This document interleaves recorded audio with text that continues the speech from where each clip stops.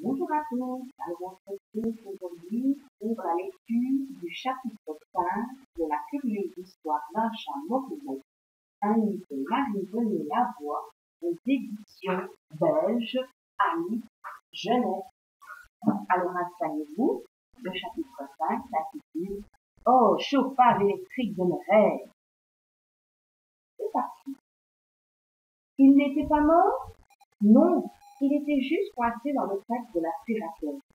Comment ça? Parce qu'il est petit. C'est quoi le rapport? Il est passé par le boyau d'aspirateur. Pourquoi vous l'avez aspiré? On l'a aspiré. Il est rentré tout seul dedans.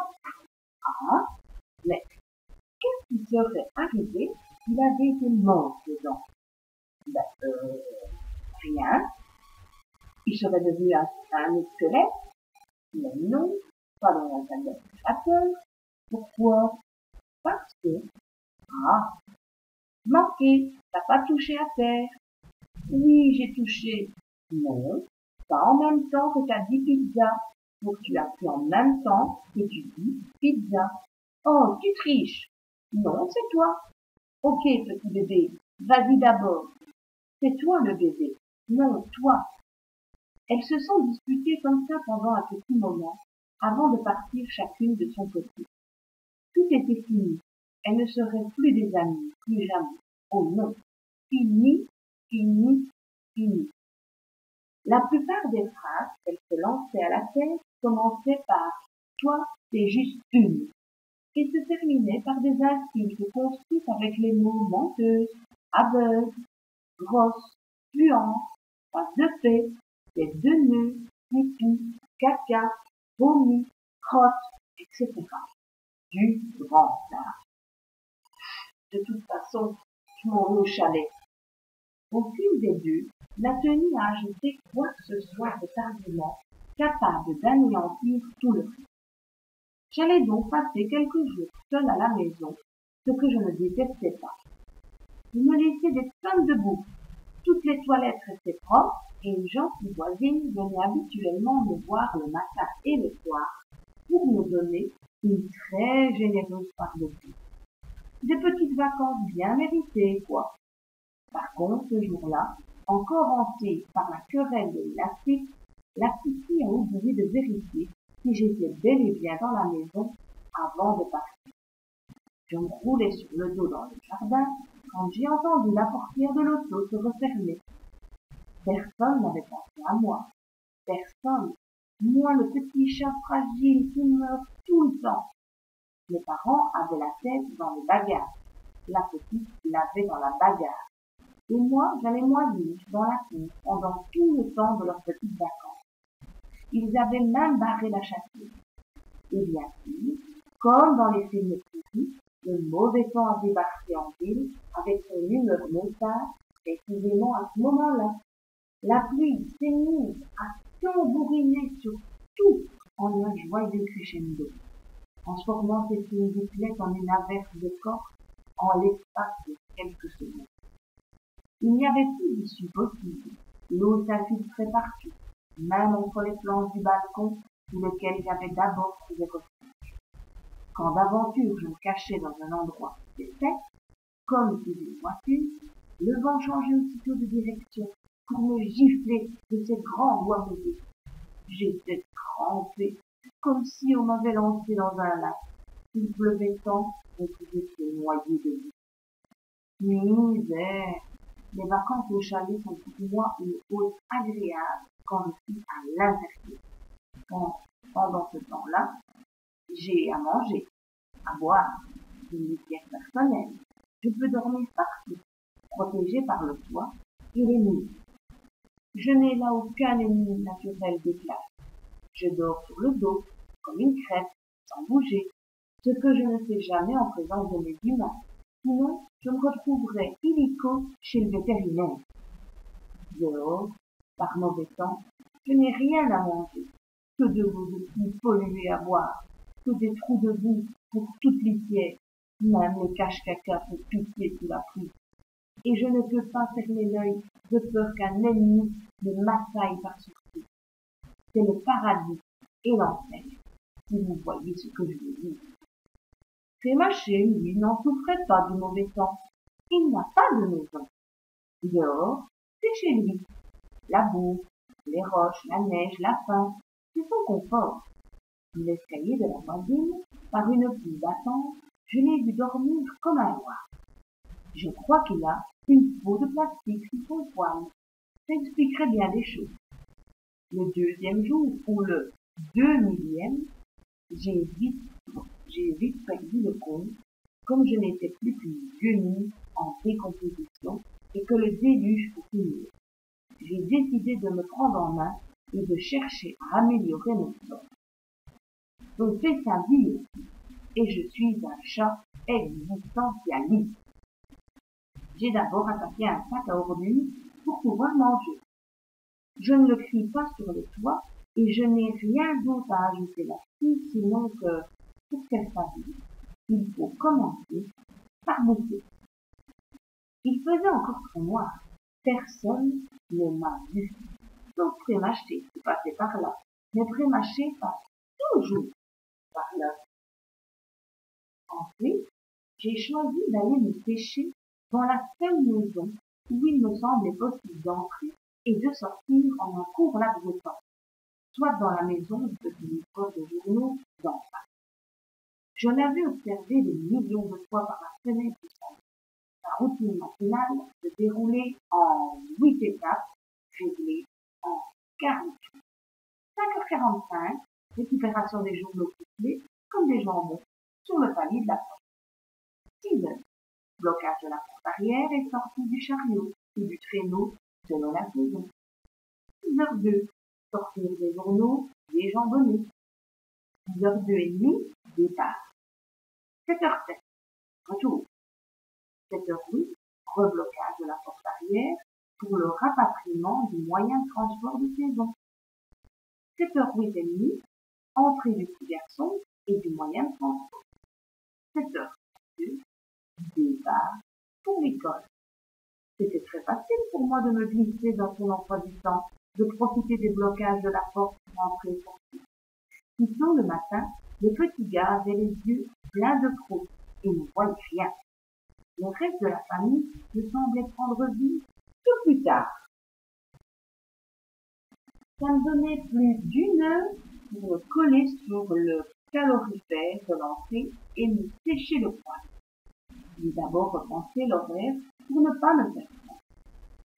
5h45, récupération des journaux couplés comme des jambons sur le palier de la porte. 6h, blocage de la porte et sortie du moyen de transport. Chariot, vu la saison. 6h01, entrée de moi, mouillé. 6h02, sortie des journaux déjambonnés. 6h02, départ. 7h07, retour. 7h08, reblocage de la porte arrière pour le rapatriement du moyen de transport de saison. 7h08 et 10 secondes, sortie de moi, presque sec. 7h08, entrée du petit garçon et du moyen de transport. 7h32, départ pour l'école. Donc au matin du 100 millième jour d'errance et de vagabondage à cou et le bord de la ruelle, j'ai suivi le plan à la lettre pour entrer dans la maison. La planification annuelle de tous les subsides. Oh, chauffage électrique de mes rêves. Oh, bonne chaleur du calorifère, fonctionnant à plein régime. Je me suis collé à la machine, comme la misère sur certains chats de rivière. Par contre, je n'ai pas réussi à en sortir comme prévu. Je me suis profondément endormi et j'ai manqué le deuxième blocage de porte. Tombé sur moi en rentrant de sa tournée, le petit garçon demeurait planté là, très longtemps, à me regarder.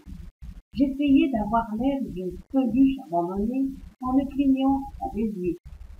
Les toutes petites peluches sont super à la mode. J'aurais très bien pu être tombé là, par mes gardes, mais il ne semblait pas trop y croire. Quand il a enfoncé son doigt dans mon corps, j'ai eu plus de difficulté à avoir l'air d'un objet inanimé. Il sentait la citrouille et son visage était plein de petites taches sombres, comme si sa peau avait hésité entre deux couleurs sans pardonner sa tranche. Hein? Tu es un chat? Oui. Tu es un vrai bébé chat? Comment t'es arrivé ici?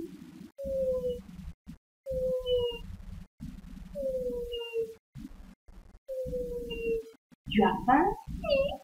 Attends, il est parti au courant et est revenu avec une tranche de jambon qu'il m'a tendue en me la présentant par petit morceau. Tiens, du jambon. C'était délicieux, du jambon. Je me sentais comme Tonio, la fillette poisson d'un manga japonais que je regardais souvent avec la fille. Cet amour du jambon m'avait toujours attiré. Là, je comprenais tout. C'est bon? Tu peux pas rester ici, ma mère est super allergique au chat. Tu as une maison? Tu serais pas le mini-chat de la fille d'en face? Elle est où la petite fille? Elle est partie? Avec qui? Ok. Faut que je te pose des questions avec des réponses en oui ou non. Elle est partie avec ses parents? T'as passé la journée dehors? Hier aussi? Ils t'ont oublié. Tu as encore faim? Le jambon devait commencer à me sortir par les oreilles.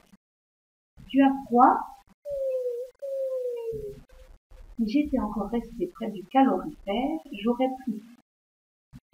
Ils sont sûrement partis hier, parce que c'était une journée de congé, à cause de Pâques. Aujourd'hui, c'est samedi. Ils vont peut-être juste revenir demain, ou lundi, parce que c'est congé aussi.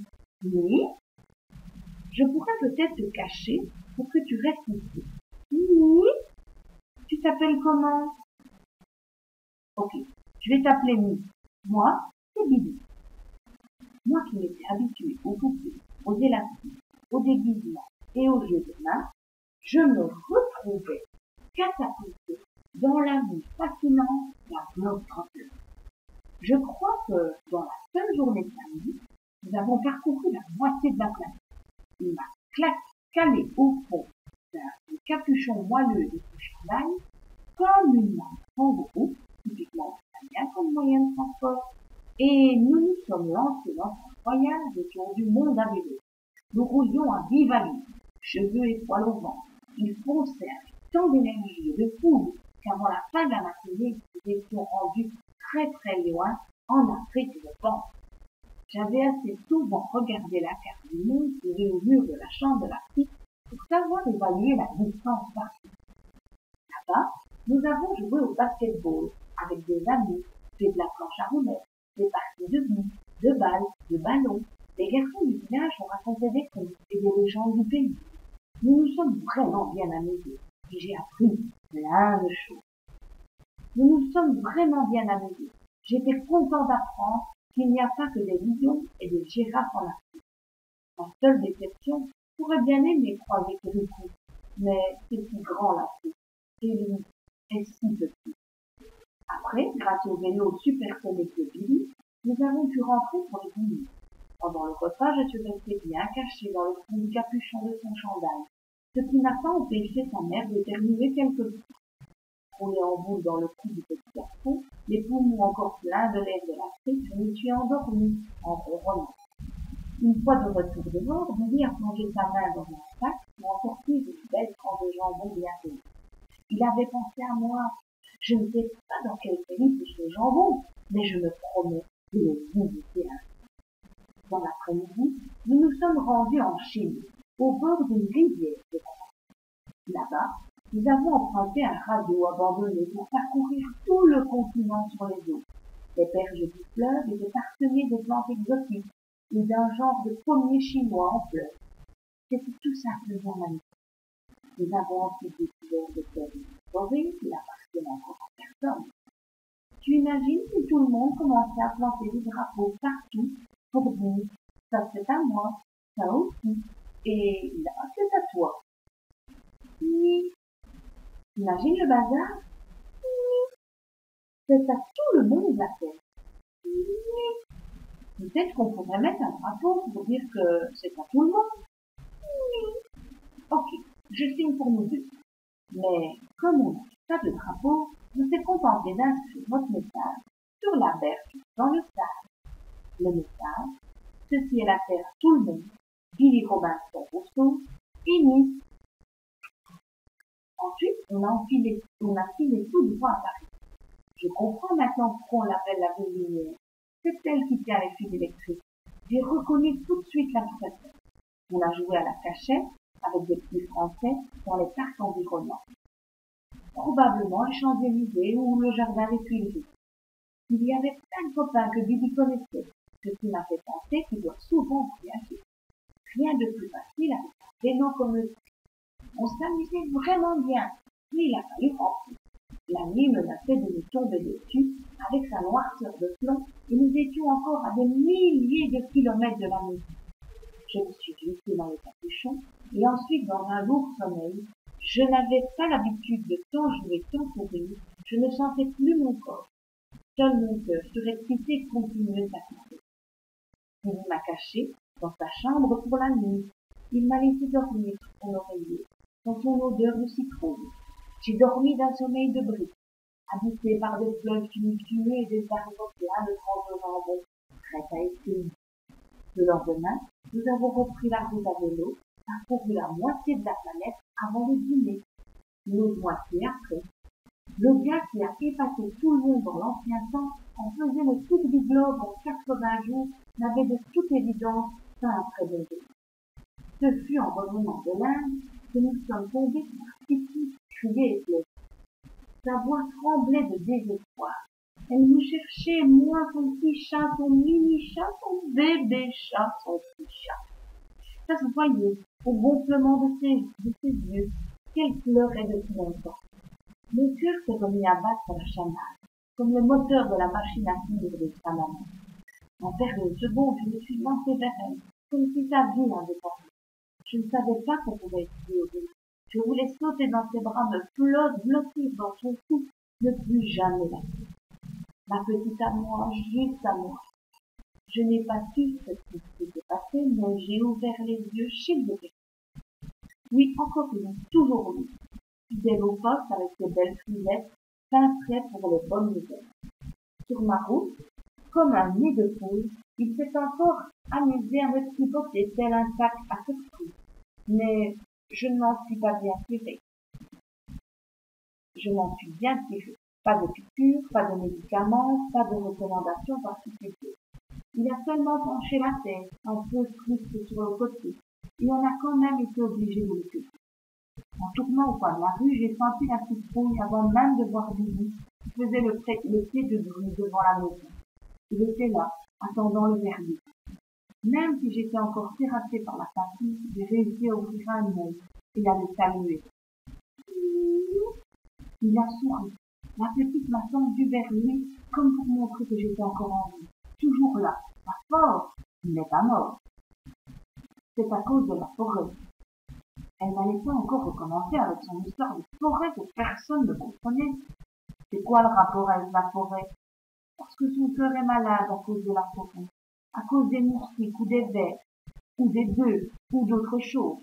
Ah, quand il fait trop d'exercice, il fait des trombones? Non, trombola? Genre, ça doit faire mal. Oui, surtout quand il meurt. Il était mort? Peut-être. Zut, c'est pour ça qu'il ne grandit pas? Oui, c'est vraiment spécial. Mais là, il va mieux. Faut juste qu'il se repose. Je ne savais pas. C'est pas grave. Tu l'as mis dans ton chandail, il devait être content.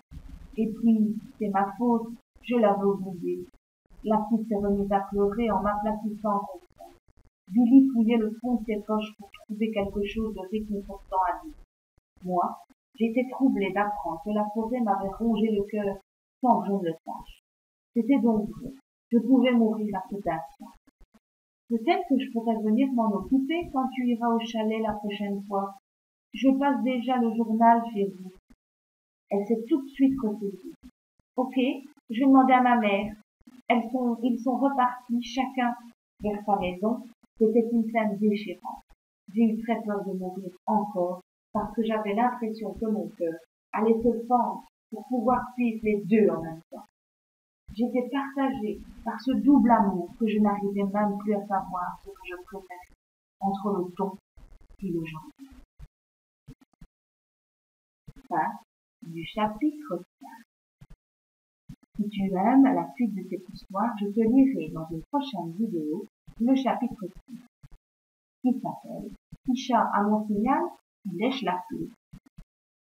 Merci d'avoir écouté ce beau chapitre et rendez-vous pour le chapitre 6.